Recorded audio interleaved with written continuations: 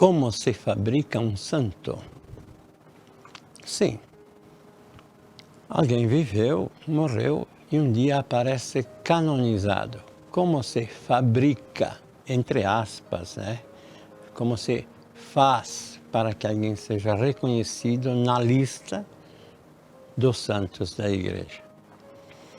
Primeiro, quem fabrica um santo é o Espírito Santo, né? Isto é o fundamental. O Espírito Santo agindo nos cristãos configura os santos pelos sacramentos, pelo batismo, pela vida. Santos em Cristo, que é o único santo. Mas há um caminho prático para se reconhecer alguém assim. Começa com a fama de santidade.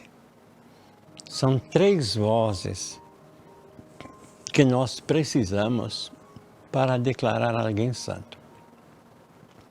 A primeira voz é a vox populi, uma expressãozinha em latim, não para querer mostrar erudição, sabedoria, é uma coisa comum, fácil de entender. A voz do povo é a comunidade que diz: esse sujeito foi santo, essa mulher foi santa, essa jovem foi santa. Tem que ter fama de santidade no meio da comunidade, mas uma fama não artificializada, provocada por interesses políticos de uma região onde nasceu ou viveu este santo, por interesses de uma ordem religiosa que quer canonizar seu fundador ou um dos seus membros. Não. Interesses políticos também. Muitas vezes os reis quiseram canonizar seus avós, porque tendo um avô santo, o rei se firma no poder.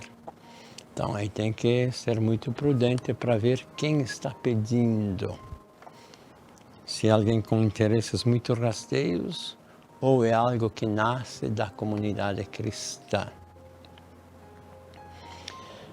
A segunda voz, depois da voz do povo, a segunda voz é a voz da igreja, vox ecclesiae, voz da igreja.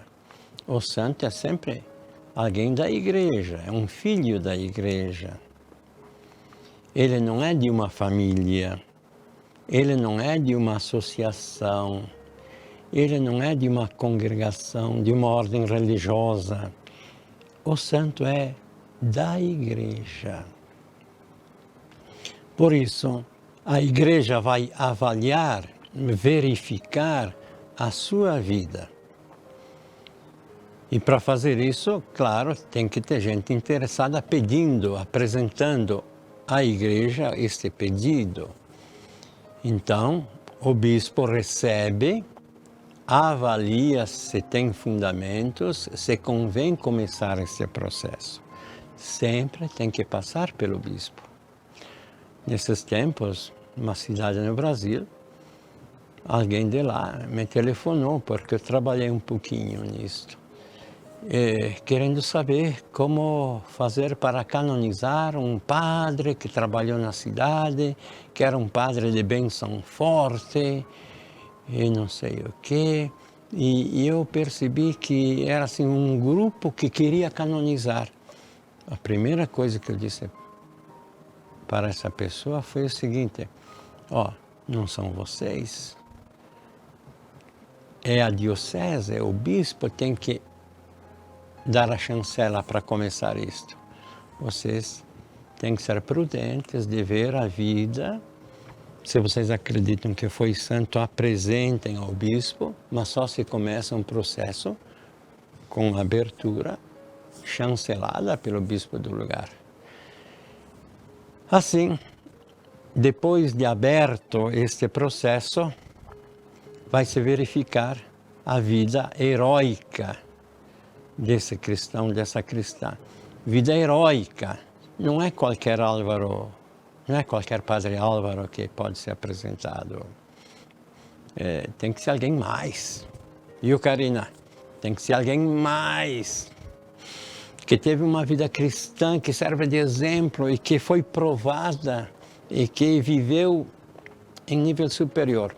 Não popular, alguém que merece ser chamado para a seleção, né? Para a seleção dos cristãos santos, para ser modelo e intercessor, depois de reconhecido pela igreja. Se chama o processo sobre a heroicidade das virtudes. Nesse processo está aberto um tribunal, o juiz nomeia, ou melhor, o bispo nomeia um juiz delegado, ele vai presidir, nomeia um promotor de justiça. Um promotor de justiça é, no popular, o advogado do diabo, né? Que significa aquele que não é assim contra, mas ele vai peneirar os relatos, vai questionar, vai ver que fundamentos tem, é encarregado de fazer com que a objetividade aconteça. Um trabalho muito importante. E tem o postulador, é nomeado por quem quer a causa. O postulador é um advogado a favor. Não é necessariamente assim, oficialmente é membro do tribunal. Ele vai pedir à igreja e vai promover a causa. São tomados depoimentos, são coletados documentos, todos os escritos do candidato, da candidata. E no fim, se reúne isso tudo na diocese e, tendo uma avaliação mínima de plausibilidade, é enviado a Roma. E Roma analisa tudo. Bom, quando se abre esse processo, o candidato é chamado Servus Dei, servo de Deus.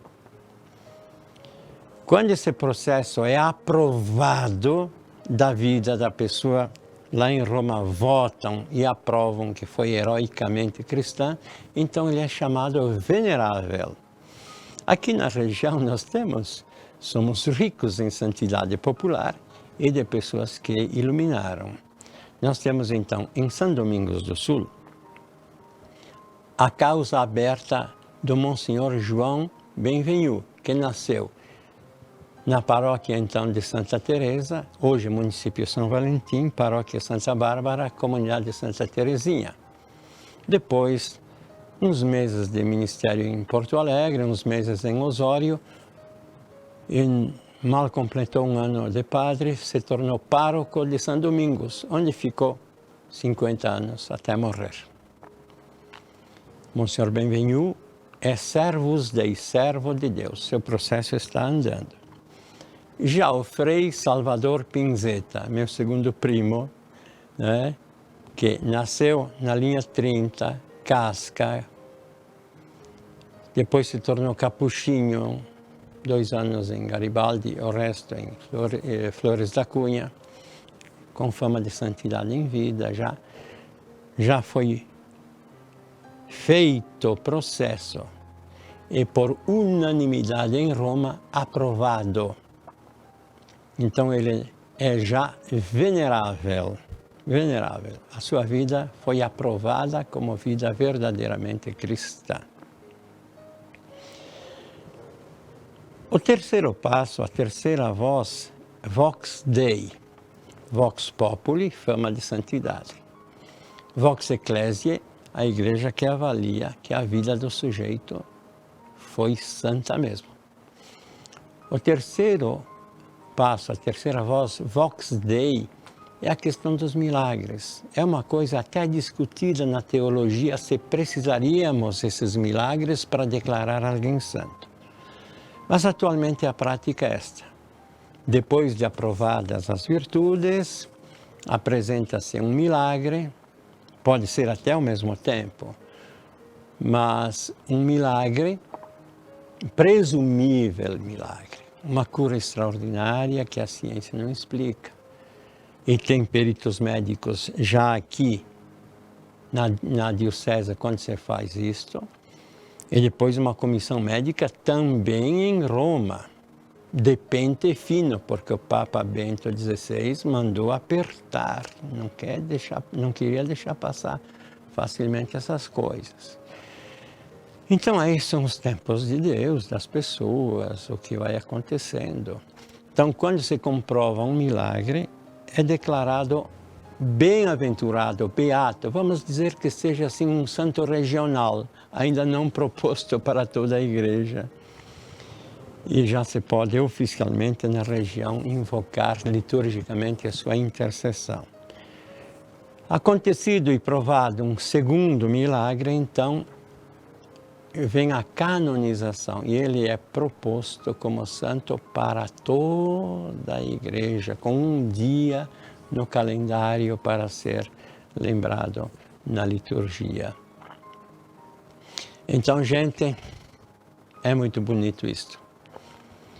E como no sacerdócio, o padre é sacerdote, mas no sacerdócio do padre está a comunidade.